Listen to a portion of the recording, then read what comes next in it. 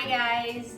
So for my speedy dinners this week, I'm going to show you how to make super easy, super quick and delicious ricotta turkey meatballs. I'm going to show you what I put in the meat mixture, and then I'm going to show you what kind of sauce I use, and I'm going to cook them first on the stove and then finish them within the sauce in the oven for like a couple of minutes. So to start with, I have ground organic turkey here that I'm putting in a bowl. I have half a cup of ricotta, and I'm using, I'm just using this one. It's wholemeal ricotta cheese. This one's from Trader Joe, but any one would work. I'm gonna use 2 cloves of garlic that I'm gonna crush here. Just like that.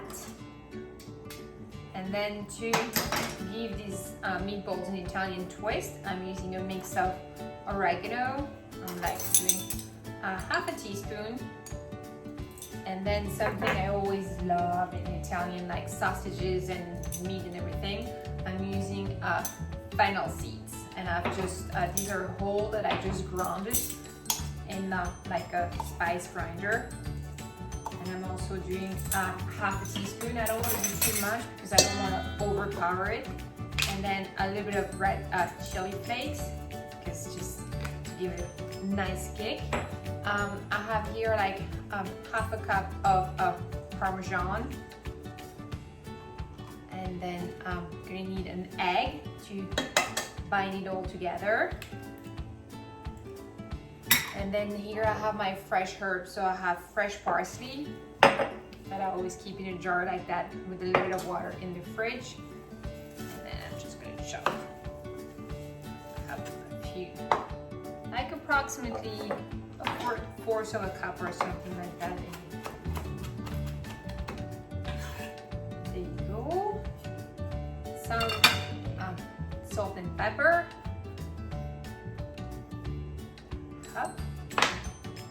And black pepper.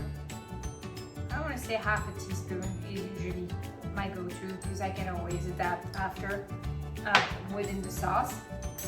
And then I'm, oh yeah, I forgot. I'm just gonna add, I made some breadcrumbs the other day with some yummy sourdough bread. I'm just gonna add just a little bit so the meatballs are not too compact and tough. This will give some room, some air. And I'm only adding like a quarter of a cup. I don't want to add too much because I don't like when it's just meatballs. And I have 2 forks here, and then I'm just gonna mix it together. I like doing it with forks so you don't just squish the meat and everything. Just mixes nicely, and I'll show you what it looks like after. Go. So my meat is nicely combined now, and what I'm gonna do is I always do this for whenever I do meatballs or even cookies or muffins. I use my ice cream scooper.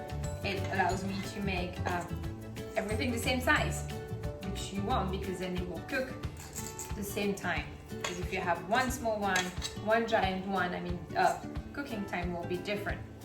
So I'm gonna make these meatballs, and then I'll show them to you after and show you how I cook them.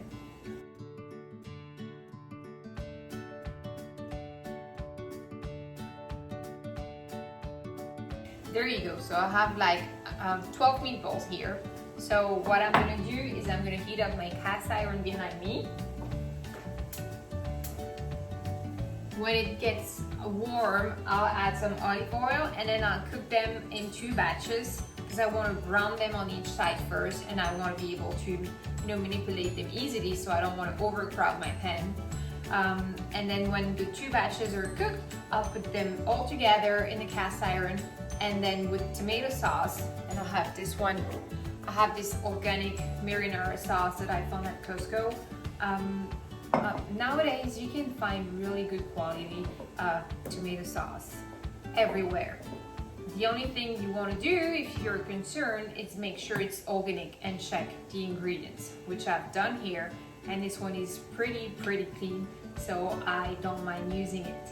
If you don't want to use store-bought tomato sauce, fine, just make your own. You just get diced tomatoes, onion, garlic, crushed peppers. I usually add like maybe oregano, also some parsley and basil, and now let it simmer for like 15-20 minutes. But since my whole goal here is to gain time, then I'm just showing you shortcuts that I use sometimes, and it's totally fine to use shortcuts. I mean, it's gonna be equally delicious, and the kids are gonna love it. So, okay, let me go check on my pan and cook my meatballs, and I'll be right back. I'm gonna brown them for, I wanna say 2-3 minutes on each side to have that nice golden color. It's okay if they're not cooked through now because I'll finish them in the oven with the sauce. While the meatballs are getting nice and golden over there, I'm just gonna cook some pasta. I have these gluten-free brown rice pasta that my kids really like, and I think it will be great with the tomato sauce and meatballs, and I think I might maybe add last minute some steamed spinach or something like that, just so they have extra green. So I'm gonna boil this for a couple of minutes and then keep on checking on my meatballs, and I'll show you once I'm done. Okay, so I've cooked my meatballs. They were not completely fully cooked. I've cooked them in 2 batches, as I said, and this is hot, so let me show you. So you see, they're nice and golden brown all around. And then now I'm just gonna add my tomato sauce.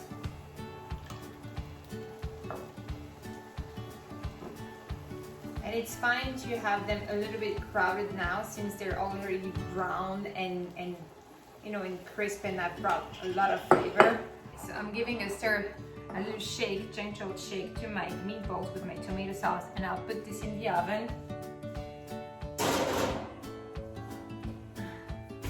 I'll leave it in the oven, I want to say maybe 10-15 minutes for extra flavor. I know this is not as speedy as usual, but hands-on, literally this takes 5 minutes, maybe 10. So you have hands-on like 10 minutes, and then you put it in the oven, and then it's ready for you. You can always make it ahead of time and just not pull it, put the cheese on top, and wait until it's dinner time, and just broil it last minute, and add some fresh basil or something like that. Serve it with pasta like I'm doing, with rice, with spinach, any kind of greens, green beans as well would be great. Anything you think your kids would like. So I will let this cook, and then I'll show you when it's done. And here you go, we have dinner ready. It smells amazing, it looks so pretty, and I didn't add any cheese right now. I'm gonna let the kids do that on their own later because I'm not sure what they want. So thanks for watching, and I'll see you next time. Bye guys.